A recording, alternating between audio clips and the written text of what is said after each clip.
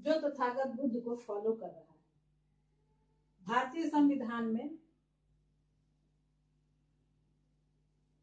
तथागत बुद्ध ने जो संदेश दिया, समता, स्वतंत्रता, बंधुत्व और न्याय, इनका समावेश भारतीय संविधान में है और भारतीय संविधान से देश चलता है।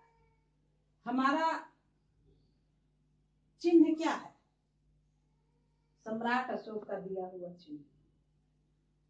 तो इन्हीं सभी महापुरुषों के बल पर भारतवर्ष चल रहा है। लेकिन क्या तो फिर हमारी लड़ाई किससे? चिन्ह इनके दिए हुए, संदेश इनका भारतीय संविधान में समावेश किया गया, लड़ाई किस बात की? लड़ाई है, बाबा साहब ने कहा था कि संविधान कितना ही अच्छा क्यों ना हो, अगर उसे चलाने वाले लोग बुरे हैं तो अच्छा से अच्छा संविधान भी बुरा बन जाता है, और चलाने वाले लोग अच्छे हों लेकिन नीयत उनकी खोटी है तो फिर बुरा से अच्छा संविधान बुरा हो जाएगा, और चलाने वाले लोग गंदे हैं, नीयत उनकी अच्छी है तो बुरा से बुरा संविधान भी अच्छा हो जाता है। ये डॉक्टर अंबेडकर की बात 100% आज सही हुई है। दोस्तों, भारतीय संविधान को पढ़ने से पता ये चलता है कि संविधान के 395 आर्टिकल्स में कोई ऐसे आर्टिकल्स नहीं हैं जो देश हित में लिखी गई है। उस आर्टिकल्स में कुछ आर्टिकल्स जो हैं जो राज्य के नीति निर्देशक तत्व के रूप में माने जाते हैं। भाग 4 भारतीय संविधान के भाग 4 में नीति निर्देशक तत्व, ये है क्या चीज? राज्य के नीति निर्देशक तत्व।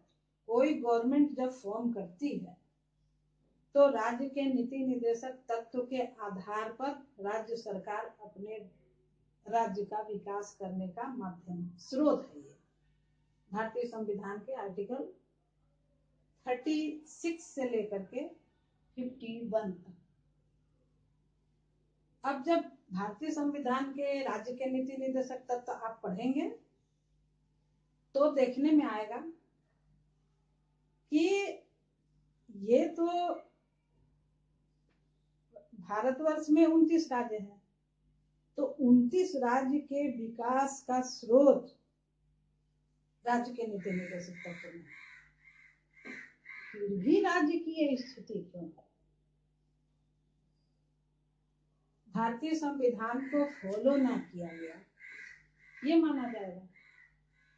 दोस्तों, आप एक बात जान लो कि जब तक हम ईमानदारी से कोई काम नहीं करते हैं तो हमारे पर बेईमानी की मुहर लगती है। और हमारे भारतवर्ष में जितनी भी गवर्नमेंटें आई, राज्य सरकार की हो, केंद्र सरकार की हो, तमाम लोगों पर, तमाम पार्टियों पर ये आरोप लगाया जा सकता है कि वो देश हित में नहीं था, we the people of India के हित में नहीं था।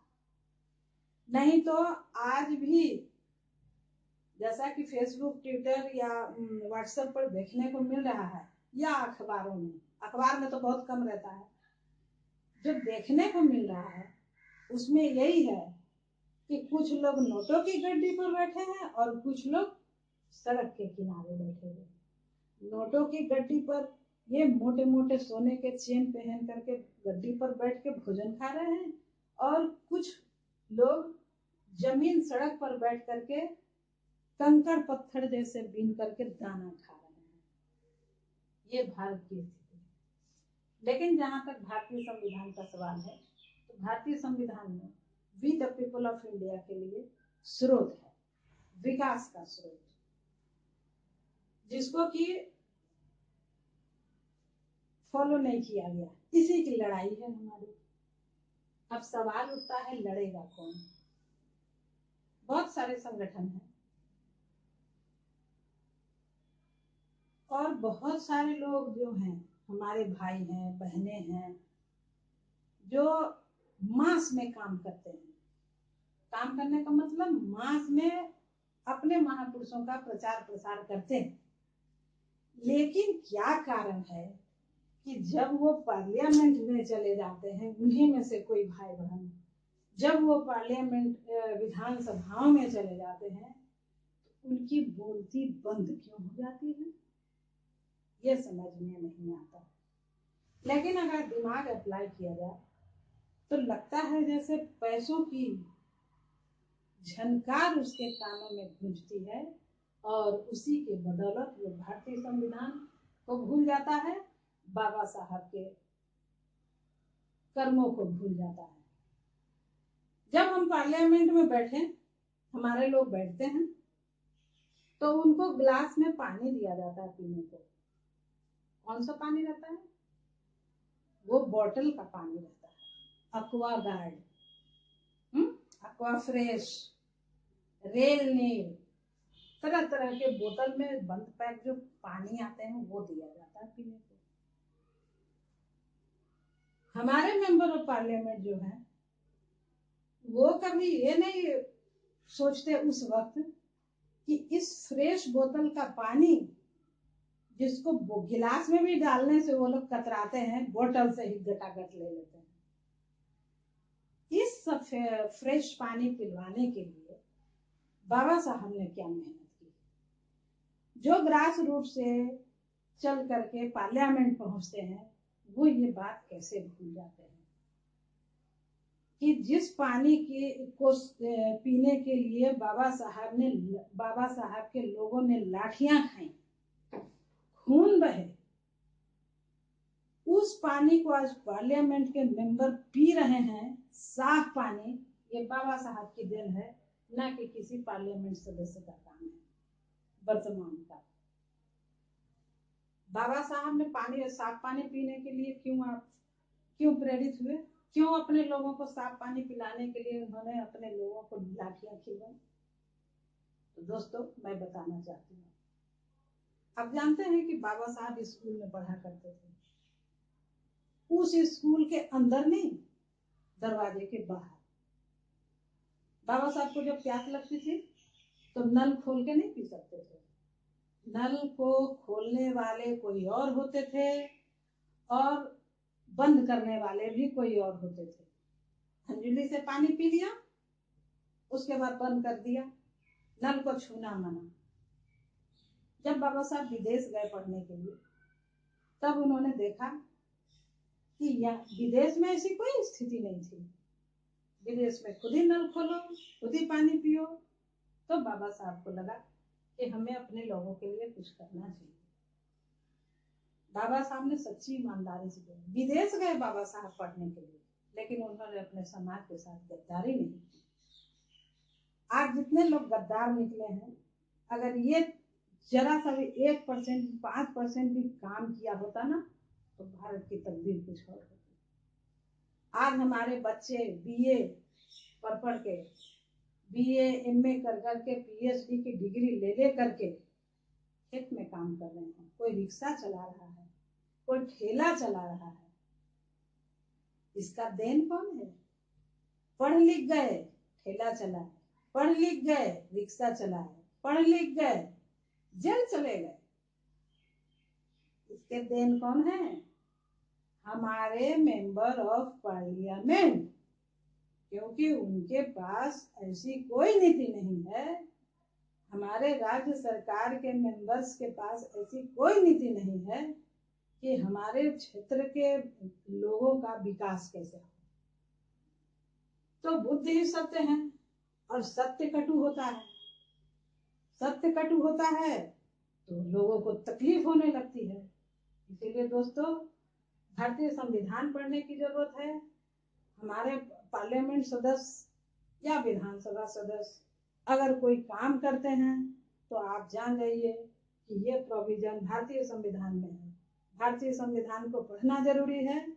जो समाज में काम करते हैं उसको ये जानना जरूरी है कि भारतीय संविधान में है क्या चीज। क्यों आज चाह करके भी इतने वर्षों से शंकराचार्य कहता है कि भारतीय संविधान मुतने के लायक है, भारतीय संविधान पेशाब करने के लायक है, भारतीय संविधान से कोई विकास नहीं हो सकता है, क्योंकि वो महसूस करता है कि एक चमाइन की बेटी, एक पासवान का बेटा, एक कुर्मी का बेटा वही ब्राह्मण की बगल वाली कुर्सी पर बैठ सकता है। तो ये भारतीय संविधान की ही देन है, किसी गीता ग्रंथ की देन नहीं है। इसलिए वो कहता है कि भारतीय संविधान खराब है, भारतीय संविधान मुतने के लायक है। तो दोस्तों, बाबा साहब ने जो अपने सीने से लगा करके भारतीय संविधान रखा है, मतलब बाबा साहब को ये भारतीय संविधान बहुत प्यारा था। इसे बचाना है दोस्तों, और इसे बचाने के लिए भारतीय संविधान पढ़ना है। आज बस इतना ही बोलना है मुझे आपको कि भारतीय संविधान की प्रतियां पढ़ें। भारतीय संविधान की अभी बहुत ज्यादा कीमत नहीं है, 350 से 450 के बीच में आपको भारतीय संविधान मिलेंगे। भारतीय संविधान खरीद करके अगर आपको पढ़ने में दिक्कत हो रही हो तो अंग्रेजी और हिंदी की डिक्शनरी ले लें और उसे पढ़ें। पढ़ के, क्योंकि अंग्रेजी हिंदी डिक्शनरी ले लेंगे तो वो बहुत मामूली सा उसका अर्थ होता है, लेकिन लीगल लैंग्वेज थोड़ा हार्ड हो जाता है। इसलिए आप डिक्शनरी लेकर के पढ़ें और भारतीय संविधान के अर्थ को समझिए, तभी हमारी लड़ाई मजबूत हो सकती है। जय संविधान, जय बाबा साहब, जय तथागत बुद्ध, जय भारत।